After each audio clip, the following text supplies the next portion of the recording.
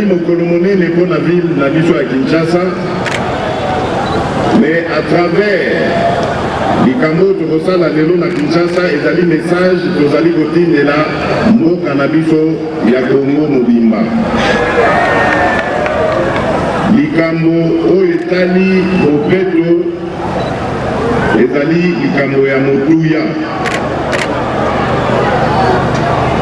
Toza na habitude ya kolela maladi, ezala malaria, ezala typhoïde,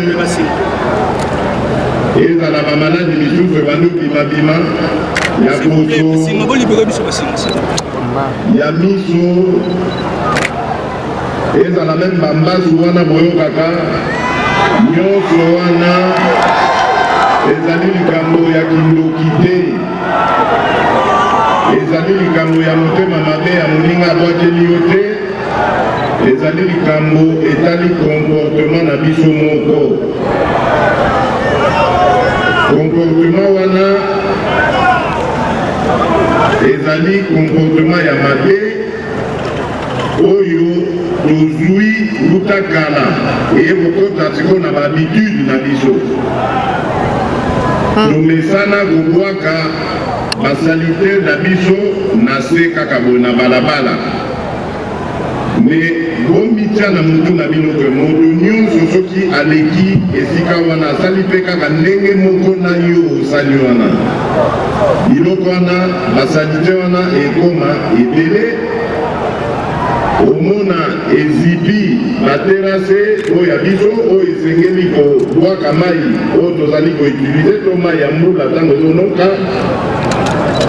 Nsima na yango ekotondisa mai wana edeborde ebandi kolia mabele, yango boyokaka baerosio ebandi osalema, bandako ebandi koleka, bato babandi kokufa. Nyonso wana ezali likambo etali comportement na biso. Papa gouverneur Jean-Denis Ngobila alobi na biso likambo oyo nauti kolanse deja eleki mikolo, likambo ya changement de mentalité. Bino ozali kosenga bakonzi na bino bachange mentalité, batika makambo ya moyibi ya kotiaka mbongo ya peuple na libenga. Toyoki yango nalobi bino peuple, bozali kosenga biso bakonzi totika makambo ya moyibi, makambo ya kanyaka, makambo ya kotiaka mbongo ya peuple na libenga. Biso pe toza kosenga bino bokosunga biso na eloko wana esengeli bino pe bobongola makanisi na bino. Bino nde bozali oyo babengaka na français souverain primaire. Papa gouverneur a rappelé yango, priorité na biso ezali le peuple d'abord. Mais kasi po peuple azala d'abord esengeli peuple alakisaki bokonzi na ye. Po bino nde bozwaka mokano ya kotia mokonzi mpe ya kolongola ye. Alors soki bozali bino moko na contrôle na bino te, alors ça veut dire que bokonzi na bino bozali kobwaka ngo na balabala. Souverain primaire ezali peuple. Peuple esengeli ye moko abanda kolakisa bakonzi ndenge nini alingi mboka na ye etambola. Bauti kolakisa biso awa na papa gouverneur que basalite oyo tozali kobwaka, bosoto wana oyo tozali kobwaka, soki toutilize yango malamu tokoregle baproblème ebele ezali na kati ya Kinshasa oyo. Po bosoto wana na mayele ya baingénieur na biso ya lelo bakoki kozwa yango soki bobwakaka yango na esika moko elongobami bakolokota yango bakoki kobongola yango na makambo ebele na biloko ebele. Bosoto wana bakoki kosala nango bapave oyo ya se babanda kodale babalabala to batrottoir.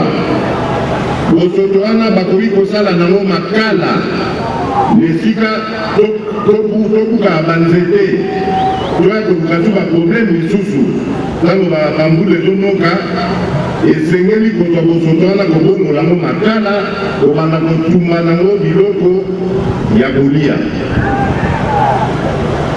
Bosoto wana bakoki kosala nango mpe énergie. Oyebi bino moko ndenge likambo ya courant emonisi biso pasi na moko oyo. Mais à partir ya bosoto wana bakoki kobimisa gaz wana bautilize yango epesi courant. Donc bozomona ke makambo wana ezali kaka etali biso moko, etali comportement na biso tokozala nango, etali mentalité oyo ya sika esengeli tobanda koadopte. Boya koloba te ke non tataleki ndoki noko ndoki ye moto abwakai maladi oyo bomi ndeko na biso non. Etali comportement na biso ndenge tozali kotambola mikolo nyonso. Na bino mpe babourgmestre oyo ya bacommune na biso ya Kinshasa esengeli bosalisa mpe bahabitant ya bacommune bolukela bango bapau na bakombo de telle sorte que va s'organiser rue par rue. Le la tozaka na bachef à quartier, bachef à babalabala, et Sengeli va organiser de sorte que chaque week-end, à tel point samedi, bato nyonso bayokani bosoto na bango nyonso basangisi yango na esika moko. Comme ça, ville ya Kinshasa po toza na masolo ndenge gouverneur ayebisi bino na bapartenaire oyo bazali komemela biso bamituka spécialisé oyo elokotaka bosoto. Comme ça bino mpe bolakisi volonté na bino ya kolinga kovivre na propreté. Propreté eza na bavantage ebele et pour résoudre le problème na biso ya santé mingi.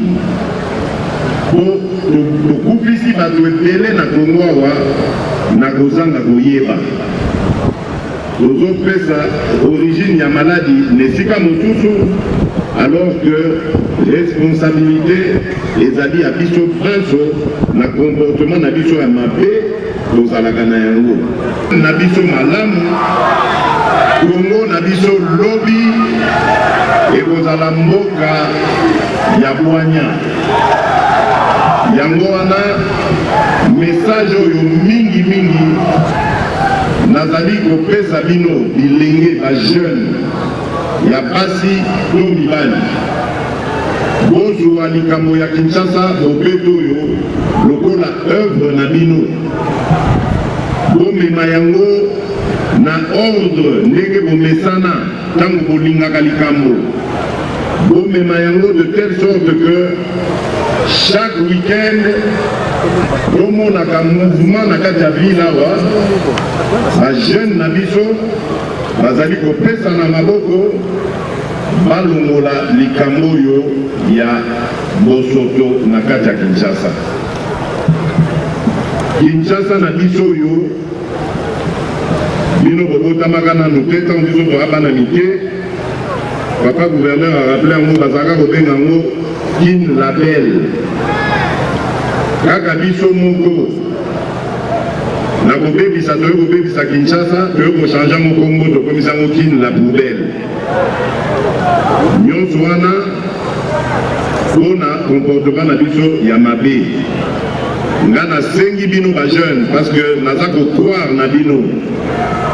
bozongisela biso Kinshasa la belle kini ezonga kitoko tokosala manso biso ba autorité totia na maboko na bino ba possibilité oyo ko permettre bino bosalaka misala wana sans que ezala na ba conséquences na santé na bino. Yango wana nazali ko responsabiliser ba bourgmestre sous la supervision du gouverneur de la ville. Bourgmestre nyonso esengeli a organiser ba brigade ya ba jeune na kati ya ba quartier. Ba jeune wana bazala équipé, ba jeune wana bazala pe motivé parce que eza pe bien fait que ozosa isababilisana lokwa bangamba bambongo oyo bozali kozwa na bataxe oyo ya bawenze bopesaka bajeune basalelaka yango.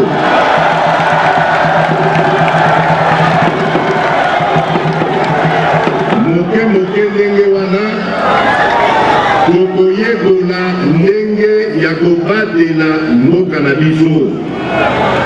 Esengeli pe bino ba bourgmestre na mwa ba moyen bozaka nango bobandaka kotia ba conteneur ya ba détritus ya ba déchets comme ça tango ba citoyen baza kolokota babosoto wana bayebi esika nini baokende kobwaka yango en attendant service public eleka kolokota yango emema yango na centre oyo ya traitement ya badéchet. Biloko nyonso wana ezali eza maloba eza kobima lokola biloko moko impossible epa na biso, me nga naza koloba na bino avec ndambo kaka ya volonté tokoki kokomisa Kinshasa na biso oyo peto pe kosilisa likambo ya mitungisi ya bamaladi, mitungisi ya bangungi, mitungisi ya baérosion, makambo ebele ekoki kobonga na kati ya Kinshasa oyo. Et puis nsima na yango tokoya kotala ndenge nini tokoya kozongisa ba espace vert na kati ya Kinshasa. Ba espace vert esili nyonso likolo ya balotissement mboka ezo ya monene bato baza koya bazobakisa amizwela ye moko initiative wana nasi naloba na bino banda nazwaka bokonzi banda botianga na tete ya Congo ke ngai nazali mongamba na bino naye kosalela bino mosala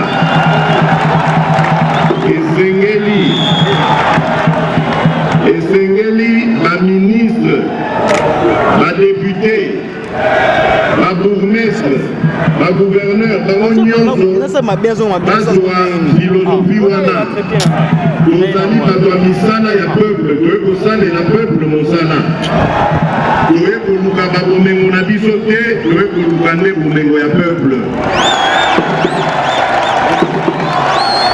Donc bozali na droit ya kosengaka bakonzi na bino kobanda na chef ya quartier tina mokonzi ya ville kosenga bango basala oyo ya bango part.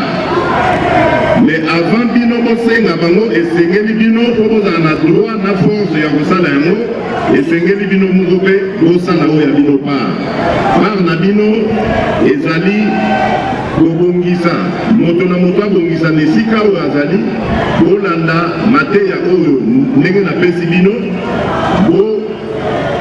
bokoka kokende na sens oyo ya kobongisa mboka na biso Kinshasa.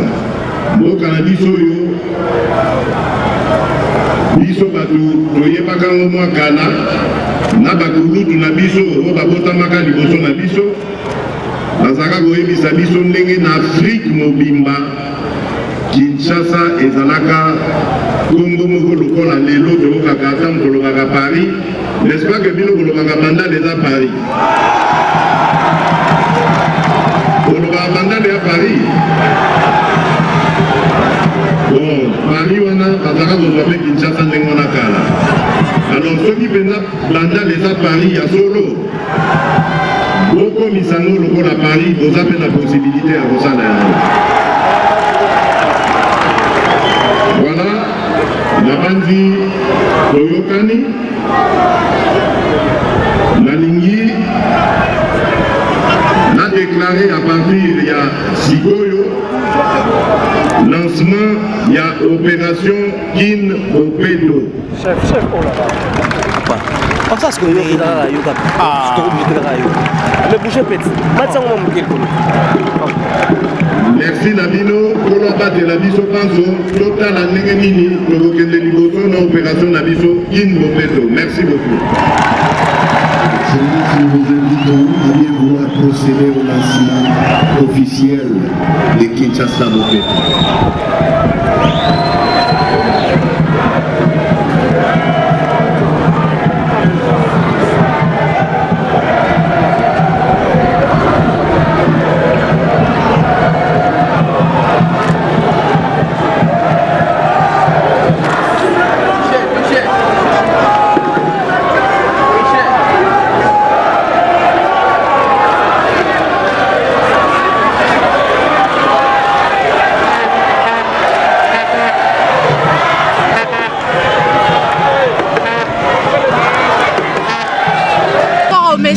Le chef de l'État, Félix Antoine Tshisekedi, on aimerait bien prendre aussi les impressions des élèves de l'école Sévigné.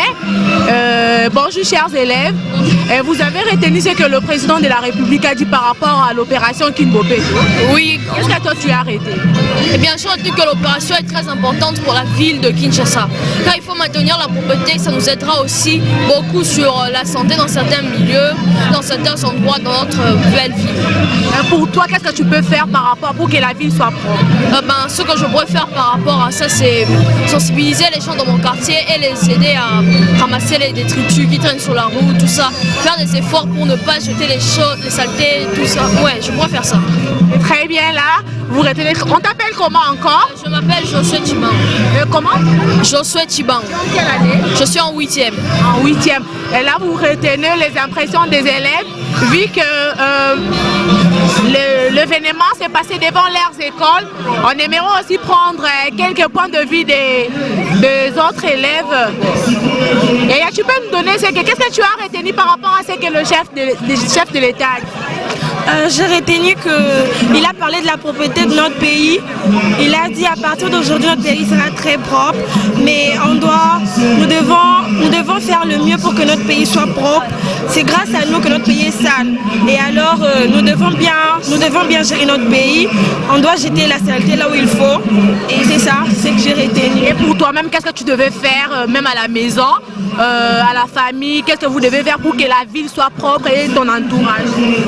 On doit garder nos saletés là où il faut. On ne peut pas jeter ça partout. Comme je te vois avec un papier là, tu ne jettes pas. Dans la poubelle, ouais, dans la poubelle. Donc, il faut que notre pays soit propre. Tu demandes quoi aux Congolais, aux élèves, à toutes les habitants de Kinshasa? Je dirais qu'on ne doit pas faire comme on faisait avant. À partir d'aujourd'hui, on doit garder notre pays propre.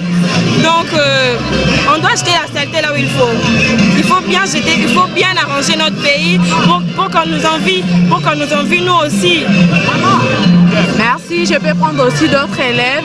Et tu peux me donner le point de vue. Qu'est-ce que d'abord tu as retenu par rapport à ce que le chef dit? Ce que j'ai retenu, c'est qu'on doit quand même améliorer nos mauvaises habitudes, nos anciennes mauvaises habitudes qu'on avait avant, de jeter la saleté par terre et apprendre maintenant de le mettre dans la poubelle ou soit dans le sac jusqu'à ce qu'on va arriver à la maison et jeter dans la poubelle. Tu demandes quoi aux Congolais? Congolais plutôt? Ce que je demanderais aux Congolais, c'est qu'on doit vraiment avoir on doit mettre tout ce que le chef de l'État vient de nous dire, de mettre ça en pratique. Et grâce à ça, il faut qu'on puisse nous trouver aussi de poubelles publiques pour permettre à ce qu'on ne puisse plus jeter de la saleté par terre. Merci. aussi, là, vous venez de voir les élèves. Yaya, tu es en quelle année? Comment tu t'appelles? Je suis en 4e humanité commerciale. Comment tu t'appelles? Jaïs Caroulage. Par rapport au message du chef de l'État, qu'est-ce que tu as retenu et qu'est-ce que tu demandes aux Congolais? J'ai pas vraiment retenu quelque chose parce que j'étais un peu loin et tout, mais je crois que ce n'est... Bon, bien comme si tu n'as pas retenu par rapport à l'opération Kinbobeto, là où tu es, à la maison, à l'école, qu'est-ce que tu peux faire pour que la ville soit propre? Déjà, il faut améliorer l'hygiène parce que c'est très important parce que déjà ici c'est pas très propre, on peut dire. Voilà. Qu'est-ce que tu peux faire toi-même? Moi, recycler. C'est ce que je peux faire.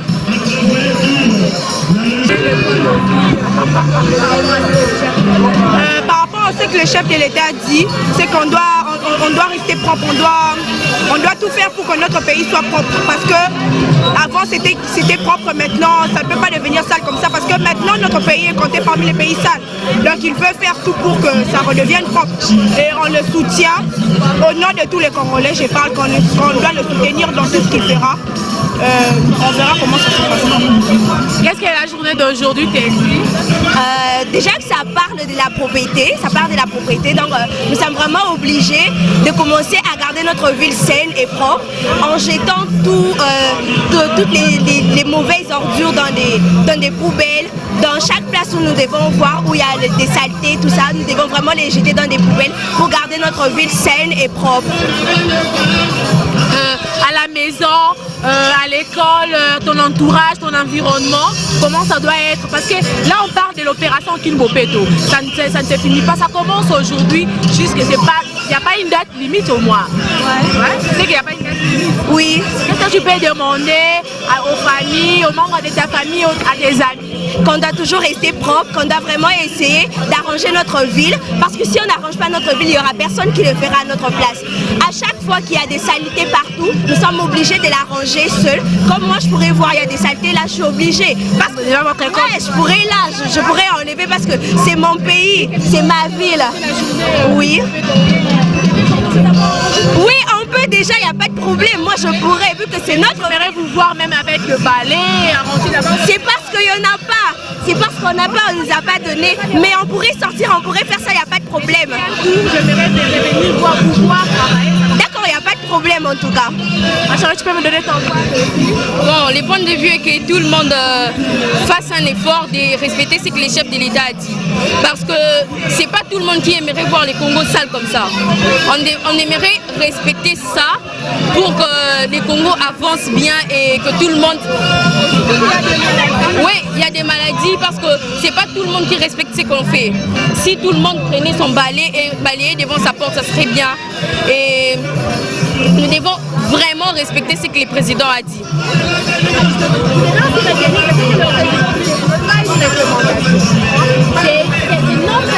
C'est une obligation en fait. C'est une obligation parce que on n'aimerait pas souffrir, on n'aimerait pas tomber malade. C'est toujours bon, c'est aussi la belle et la poubelle en même temps. Parce que c'est tout le monde qui voit que... Pardon, je demande juste aux Congolais, à nos familles, à tout le monde de veiller à ce que tout soit propre. Parce que là, je vois que les matins, on avait géré, on avait bien fait, mais regardez ce qui est arrivé. On avait balayé, on a bien fait, mais regardez maintenant. Merci. Il n'y a pas déjà en parler.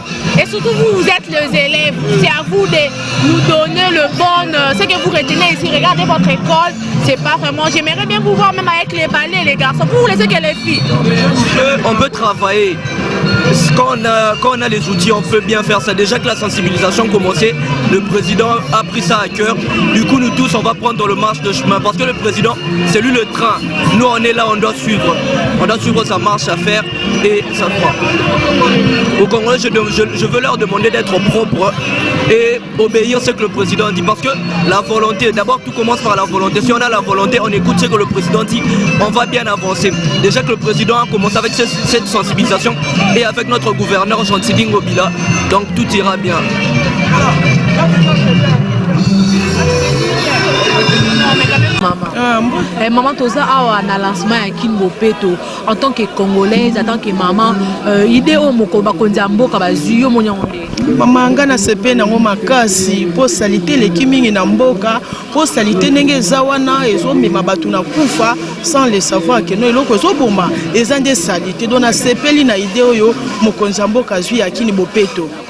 Et maman, pour moi, je suis biso mo pe photo sunga ba konzamboka po ba konzamboka oui bazanga bango mais salité zo uta pe na biso moko okosenga na bandeko o nini ba o bazora afandi azui salité abo ki neti bo depuis to ya Kinbopeto metala bandeko bozo mela ba mai bo tika tant que congolaise en tant que humain pe pour na koluka pe bopeto ngo ezala okosenga na bandeko na biso bon nazo senga na bandeko na biso o basala ka bazo bwa kabilo kwa salité bazolo batozo senga l'état ko bongisa po ye moko na nu fa banda propriété place moko avandi avant l'état ya faut biso moko na nuto banda ko bongisa nde mokonzi akoya pe ko bongisa ba place biso mais place biso moto vandi photo cha propriété